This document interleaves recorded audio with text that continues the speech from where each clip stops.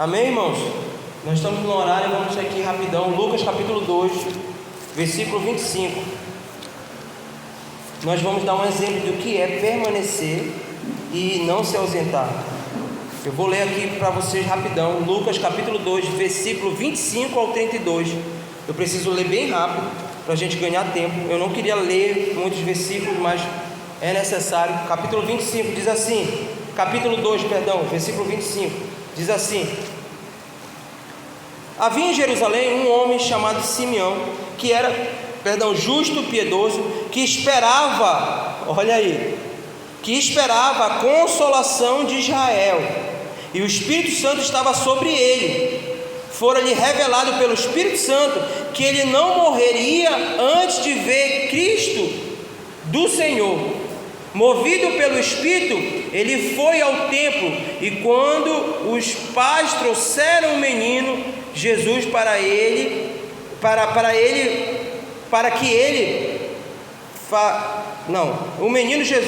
que lhe fazerem o que requeria costume da lei, Simão tomou nos braços e louvou a Deus, dizendo: soberano, como prometeste, agora podes despedir em paz o teu servo, pois os meus olhos já viram a tua salvação. Até aqui, nós não vamos ler tudo. Cara, olha o que Lucas está relatando, que esse homem recebeu através do Espírito Santo uma promessa. Qual era a promessa? Você não vai morrer até ver Cristo do Senhor, o Cristo de Deus.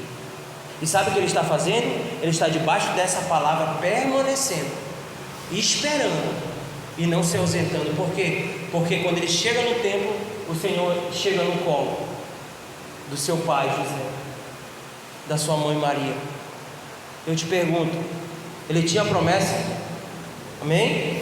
Foi o Espírito que deu para ele? Mas eu te pergunto, se ele não tivesse ali, ele seguraria o menino? Ou Maria e José iam ficar lá esperando na sala de espera para Simeão, depois de resolver os seus problemas, entrar no templo para apresentar? Não, irmão. Por quê? Porque ali também havia outros líderes. Só que a promessa era para ele, e ele está lá continuamente. E dentro dessa mesma fala, Lucas é o escritor de Atos, ele está comunicando essas coisas para nós. Por quê? Porque nessa mesma história existe uma viúva chamada Ana, que a Bíblia vai dizer que ela ficava ali de dia e de noite, não se afastava dali, e ela também viu o Senhor. Quantos estão aqui? Então permanecer também tem que vir acompanhado com não se ausentar. Por quê? Porque há um compromisso com o propósito do Senhor na nossa vida. Vamos adiantar? Se essa casa aqui, agora eu falo dessa casa, dessa congregação, tem uma palavra de Deus, então precisamos permanecer nela. E não só permanecer, mas não nos ausentar, de estarmos juntos em espera para ver Deus fazer o que Ele disse que iria fazer. Deus tem uma palavra sobre essa casa, e os dessa casa tem que se comprometer em esperar, permanecer e não se ausentar. Por quê? Porque nós levantamos pessoas para ficar perto da gente, porque eles têm autonomia de quando me ver fora daquilo que Deus falou, dizer: pastor, o senhor está fora daquilo, volta para cá. Deus mandou a gente fazer algo específico, e nós estamos fazendo algo específico. E se eu andar para esse lado, essa galera, que são 5 pessoas, tem toda a autoridade de me puxar, ou até dizer: sente aí e deixa a gente assumir aqui, porque o Senhor está totalmente fora daquilo que Deus falou para a gente. Quantos estão aqui, irmãos? Amém? Quando o Senhor ressuscita, ele faz um pedido. Ele diz assim: chame os discípulos e Pedro. Mas Pedro não é um dos apóstolos? Mas Pedro tinha negado Jesus. Pedro estava começando a se isolar. Por quê? Porque o pecado faz isso no meio da comunidade. O pecado quer te isolar, e o Senhor não tem problema nenhum com o pecado. O problema do Senhor é a nossa falsidade. O pecado Ele não tem problema, irmãos. Ele sentou para comer com pecadores. E ele não saiu de lá impuro, se limpando. É a nossa falsidade, é a nossa falsa unidade. É a nossa falsa, como eu posso dizer? É a nossa falsa coletividade, que na verdade é individualidade. Eu não estou nem aí se o Felipe vai comer primeiro, eu quero comer primeiro. Eu não estou nem aí se vai sobrar dinheiro para ajudar os irmãos, eu quero que não falte em casa. E nós estamos estudando sobre a essência da igreja de Atos. E a igreja de Atos, eles não tinham mais nada, eles tinham tudo em comum, tudo era de todos, irmãos. Eles tinham tudo por igual. A Bíblia vai falar que quem tinha não faltava, e quem não tinha, quem tinha não ficava sem nada, e quem não tinha nada não ficava sem receber nada. Ou seja, quem dava não dava tudo para ficar pobre, e aquele que não tinha não ficava rico porque o rico deu tudo. Era sempre dividido por partes iguais, ou melhor, conforme a necessidade. Se a necessidade é um pão para essa casa, então toma só um pão. Eles não davam 10. Por quê? Porque na outra casa talvez a necessidade era 5 pães. Quantos estão entendendo, irmão? Então deixa eu falar uma coisa. Por favor, se nós temos uma palavra no Senhor, nós precisamos permanecer nela. Porque, e esse permanecer tem a ver com não se ausentar, é um lugar de espera, porque o Senhor vai fazer. Sabe que a sensação que eu tenho? Que ao chegar nesse lugar algum dia, a gente vai ser surpreendido por Ele. Por quê? Porque o de repente não é de repente, ele custa um tempo, mas ele é de repente para quem espera. Porque eles estavam lá e de repente aconteceu. Mas esse de repente não é assim, eles estavam lá à toa, de qualquer jeito aconteceu, não, eles estavam lá. Eu imagino o primeiro dia, vai ser hoje, galera, o que a gente faz? Ora e adora. Não aconteceu nada, vamos para casa, ou melhor, vamos ficar por aqui comendo o que tem. Aí de novo, vamos lá, segundo dia, já louvou, galera, vamos lá cantar. Não acontece nada. No terceiro dia, eu creio que os 300 dizem assim, é hoje. Não tem aquele dia o cara diz, hoje eu vou para a igreja, se Deus não falar comigo eu saio. Esses 300 talvez dizem, é o terceiro dia, se não acontecer nada, no quarto a gente nem volta. Terceiro dia nada, quarto dia nada, quinto dia nada, sexto dia nada, sétimo dia nada, oitavo, nono dia nada. Eu imagino do 10º, a galera do louvor, vamos cantar qualquer uma agora. Talvez foi o dia que foi o louvor mais ruim que eles cantaram, no sentido de dar o melhor. Vamos cantar qualquer um, o som tá ruim, bora cantar. Por isso quando as coisas estão dando errado, é o dia, irmão. Aí eles estão lá, meio que desanimados. A Bíblia vai falar, capítulo 2 de Atos, e de repente, como um vento impetuoso, como um sono com isso, que o de repente de Deus possa nos alcançar no lugar de espera. Deixa eu falar uma coisa com letras maiúsculas. Deus não vai fazer o de repente dele, você correndo adoidado. Deus não vai fazer o de repente dele, você no lugar de insegurança, de incerteza. Sabe, parece uma bexiga, um balão cheio quando solta, não consegue parar, não consegue sentar, não consegue relaxar. Tem gente que fica em crise quando chega aqui, porque já chegou pastores dizendo, o que eu posso fazer? Senta e fica aí. Não, mas eu preciso, só senta. Quando Deus nos tirou de um lugar, de um sistema religioso, e esse sistema religioso nunca julgue como um lugar de pecado, mas um lugar onde me aprisionava. Quando Ele me tira desse lugar, sabe o que Ele disse? Tu não sabe fazer nada. E era literalmente, eu não sabia fazer nada, eu ficava doido, irmão.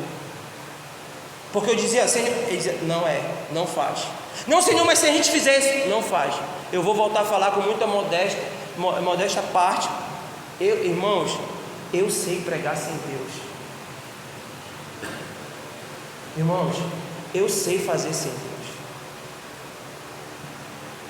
E por alguns anos da minha vida eu fiz sem Ele, preguei sem Ele. E sabe o que aconteceu? Deu certo. Mas eu não quero isso para a minha vida, irmão. Porque naquele grande dia, Mateus 7, 21, Senhor, no Teu nome nós expulsamos demônio. Senhor, no Teu nome, Ele vai falar, o quê? Quem é você? Não, Senhor, o Senhor não lembra que a gente... Ele falou, afasta de mim, porque vocês não fizeram a vontade do meu Pai. Como é que a gente vai fazer a vontade do Pai se a gente vive correndo para um lado e para o outro, irmão? Como a gente vai fazer a vontade do Pai? Como nós vamos permanecer? Como nós vamos esperar se a gente não tem paciência, irmão? Se a gente vive querendo fazer as coisas, sabe, nós não conseguimos esperar sendo produtivo, irmãos.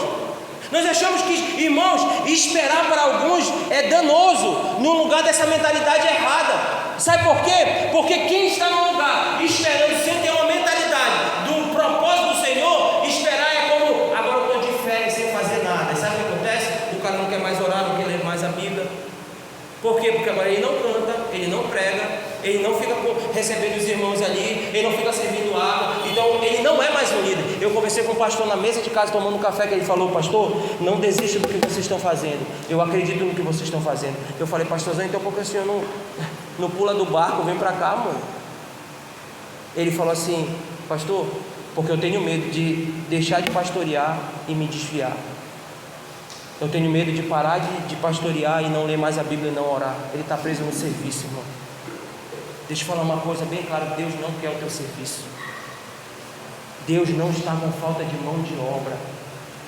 O que Ele quer é filhos para trabalhar na sua obra. Por quê? Porque o filho só faz o que vê o pai fazer. E para os filhos Ele compartilha o coração. Não, pastor, eu não sei o que é para fazer, então se torna filho.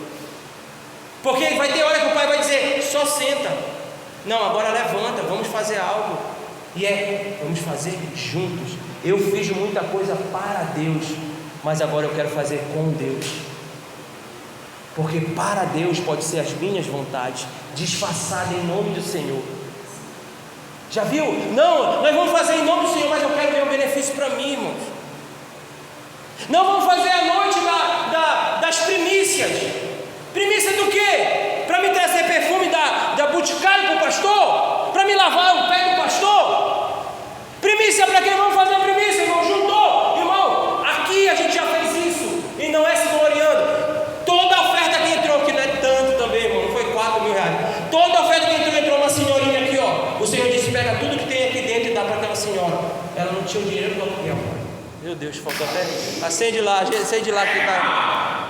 Ela não tinha o dinheiro do aluguel, irmão, para pagar naquele dia. Outro dia foi o cara que trabalha no carro do lixo, entrou por essa porta aqui, e ele procurou nesse lugar simples, de pessoas que não ganham tanto, não tem um valor tão alto, sabe, aquisitivo, não tem um salário tão alto, mas esse homem procurou aqui: cara, é a minha primeira semana de trabalho, eu não conheço ninguém, eu preciso de um dinheiro para pagar um aluguel, para mim ficar trabalhando, no mês que vem eu consigo pagar o aluguel. A gente no final do culto se juntamos aqui, já teve um monte de alimento para a gente levar para minha casa, e a gente pegar e dizer: reparte aqui. Sabe, irmãos, é sobre isso. Mas como nós vamos ter isso se o nosso coração ainda está um coração individualista? Nós queremos fazer para os pastores porque nós queremos ser visto e valorizado.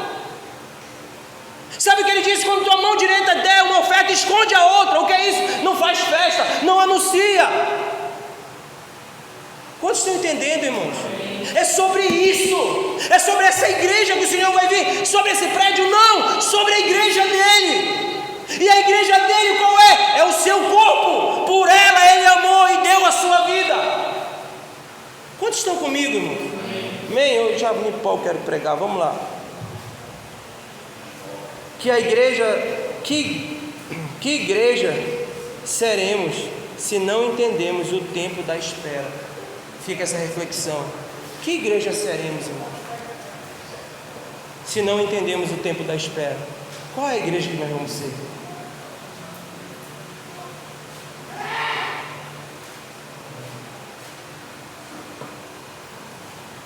Que igreja seremos se não entendemos o tempo da espera? Nós precisamos fazer uma escolha, porque nós só viveremos. Nós temos que fazer uma escolha. Cuidado. Nós precisamos fazer uma escolha, porque nós só viveremos o espírito e a essência da igreja de Atos quando estivermos aptos a passar pelo tempo da espera. Não dá para viver a igreja de Atos sem primeiro passar pelo tempo da espera. E esse tempo da espera, ele vem para todos nós, irmãos. E eu estou falando agora coletivamente. Se essa casa não aprender a esperar no Senhor, ela não está apta para viver